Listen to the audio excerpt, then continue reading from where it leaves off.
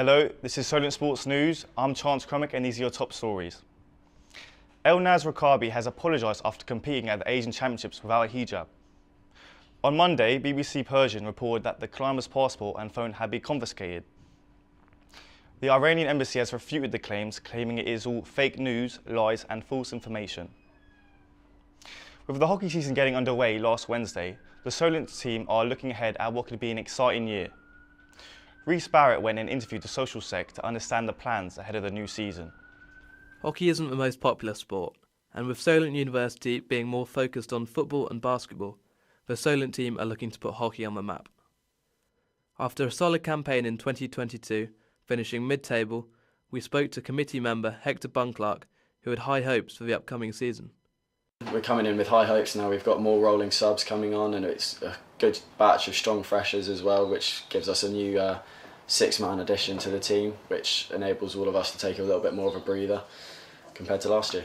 In their first league game, Solent drew 3-3 to Bath. Hector felt they were the better team. We played a good starting 10 minutes and a good sort of 15 minutes in the second half, but we lacked concentration and lacked focus during second parts in those halves. We could have won quite easily with a nice 5-2 or 5-3 win, but it's one of those things that we've got to work on for the next match next week. A new season means new freshers. Hector was impressed with their quality. We got Josh, our South African friend, who's in Deanery Halls. He's looking strong, putting a lovely, beautiful finish to the end of the game yesterday to level us to 3-3 just in the last couple of minutes of the game. I think he's going to be a standout player for the rest of the year because he's always there with his commitment and 100% every single time we're playing. Ahead of the new season, Hector looked forward to playing one team in particular. I think it's got to be uni of, because of course 2 unis in the same city were always competitive. It's going to be a fun day. We're playing them next week at our home ground as well, so that's going to be a fun one to witness. As a team, Solent are always conscious of avoiding distractions from other universities. I mean, there's always the sort of beef between the 2 unis, let's say. There's a little bit more pettiness on their side with no nibbles coming back from Solent. We're ready for them, but you know, we'll take it as it comes and we'll give it our best shot and hopefully fight them back this year. Hockey isn't the most... Wolves travel to Crystal Palace and Brighton host Nottingham Forest this evening in the Premier League. Forest manager Steve Cooper is under huge pressure as his side sit rock bottom, 4 points from safety. Eastleigh take on Dorking Wanderers in the FA Cup 4th qualifying round. The Spitfires sit 10th in the National League. We went to Eastleigh's training ground to interview some players. Eastleigh Football Club are anticipating an FA Cup run as they travel to Dorking Wanderers on Saturday in the 4th qualifying round. Both sides play in the National League and Eastleigh manager Lee Bradbury is expecting a tough match where the 3G pitch could have a big effect on the result. Yeah, no, it's obviously a tough draw for us. Dorking, they're a good side, especially at home. They've had some really good results, beating the likes of Notts County and that at home. So we're under no illusions it's going to be a tough game. They get a good crowd down, they get right behind them. So obviously playing on a 3G, you'd think that there's a bit of an advantage for them. There's no excuses for us because we train on it every day, as you can see, so we're used to it as well. But yeah, certainly plays a part. I think most teams that play on a 3G have good home records. The Spitfires have progressed to the 3rd round of the FA Cup in 2017.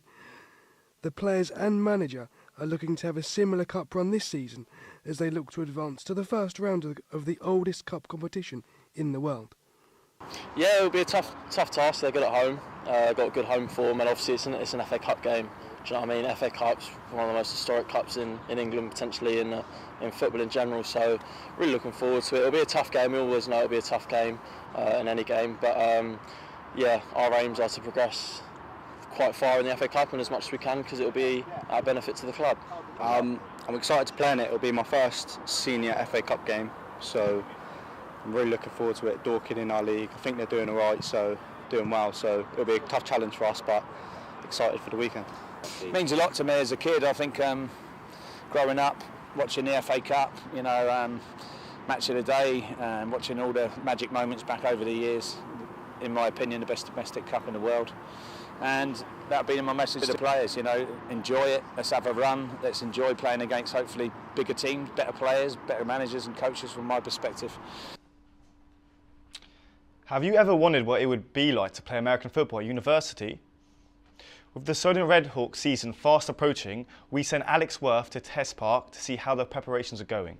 Hawks finished 3-2 last season and narrowly missed the playoffs. Now with a new band of freshers and many old faces returning, the Redhawks are aiming for glory this season. Solent Sports News travelled to Test Park on Wednesday to speak to assistant coach and Solent student Sam Barnett. I used to play American football in Kent for a few years. I was a wide receiver. And, it's something that I was always passionate about, and I always thought coaching would be something that I would love to do. Spread awareness of the game. So kind of started from there, really, from playing. And so when I came to Solent and found out they had an American football team, I emailed the team asking if they needed help with coaching on the offense or defensive side of the ball. And they were like, yeah, sure, come down to training. Each year brings a wave of fresh faces onto the Redhawks roster. Some of these players have never picked up an American football before. Sam spoke about how the coaching staff go about training the rookies. We have to break it down for them, obviously, because it can be a complicated sport to look at, but essentially, it's quite a basic sport in a way. We just try to find a position where they feel comfortable and where they want to, sometimes they'll know certain positions and they'll be like, can we try this? And it's like, yeah, sure. So we either try, everyone at every position, see how they do, and then we kind of find out where they're suited. Being a heavy contact sport, American football can be daunting at first glance. Sam spoke about the coach's thoughts on students who may be nervous at first. I'd say absolutely give it a go. I mean, there's nothing that can go wrong. You won't.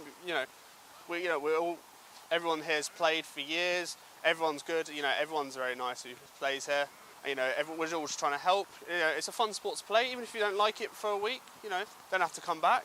So yeah, it's a good sport for everyone. There's a position for every size, every talent. Even if you've never played, for people who's got playing experience. Anyone can come and play the sport. The Redhawks season kicks off in 4 weeks with an away trip to the Brighton Panthers. But with still no captain selected, Sam spoke about the ideal candidate for the coaching staff. We're looking for someone who's very vocal, someone who can gather everyone together, someone who can motivate everyone. Because, if we're 21-0 down at half time and we don't, and everyone's drowsy, we need that person who can come and pick up the team. With a ring on the line, the coaching staff have set their standards, win or bust. The players will need to deliver a stellar performance this season to reach the heights the coaches expect. I'm Alex Worth for Solent Sports News. Former Southampton City Central chairman turned football coach looks to give international kids a chance to play football. We went down there to check it out. This is Dragos. He is giving kids a chance to play football and make friends, and this is what grassroots football should be all about. Dragos brings a refreshing style to his coaching, and he told us all about it and how he planned the session. So today, every Sunday really, we do have a strength, agility, quickness warm-up. We use ladders, we use salt cones, we use anything that can get the boys excited, to be fair. Lots of ball work, lots of passing, and today I promised them a bit of shooting, so we did a bit of shooting. And the most important thing is to see them applying it into the game. So I was really excited to see, and I was really happy to see today that they managed to apply in the game. I saw some good passes in the game, and they finally get to understand the importance of passing with the inside of the foot and taking a touch and not rushing and sorting the technique out first, and that's really important. So yeah, that's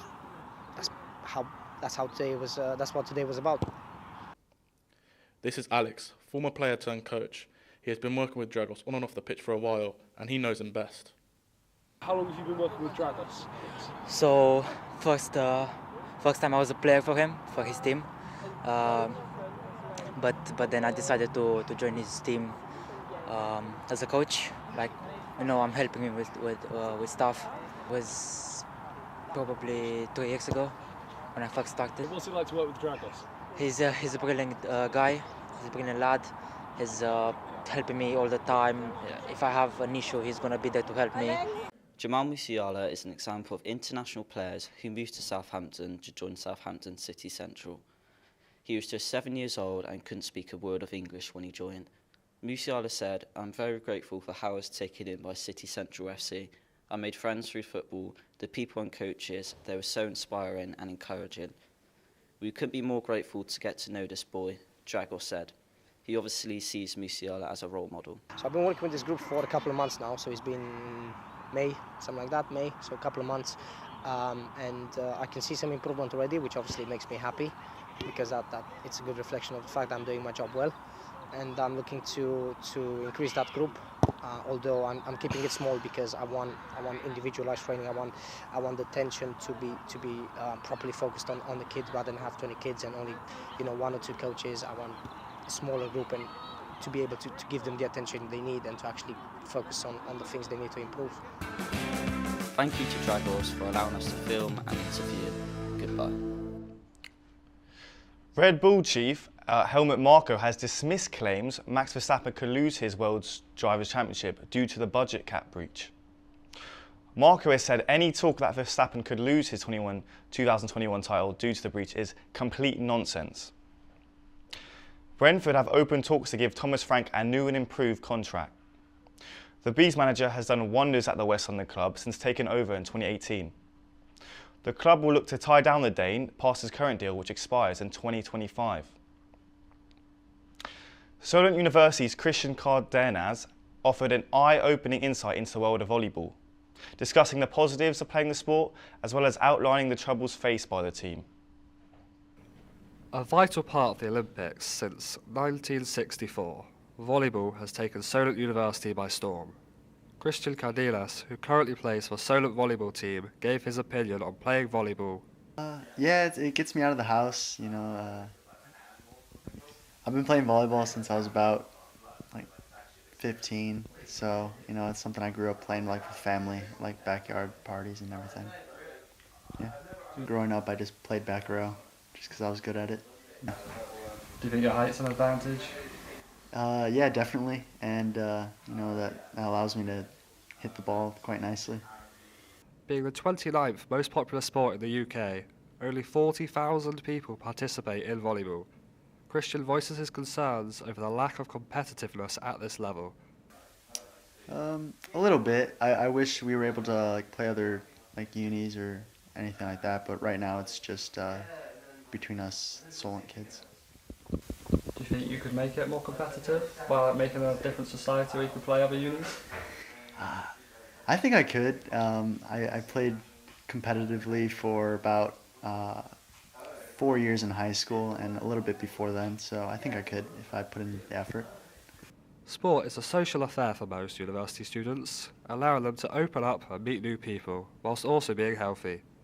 Although, being one of the smaller sports in the UK, volleyball presents the opportunity for that. Yeah, I think it allows me to meet new people that I normally wouldn't have. So yeah, definitely. Volleyball has brought Solent University 7 trophies, and it's facing its toughest times now. It brings people together and eliminates differences. A sport not played by many, but loved by those who do.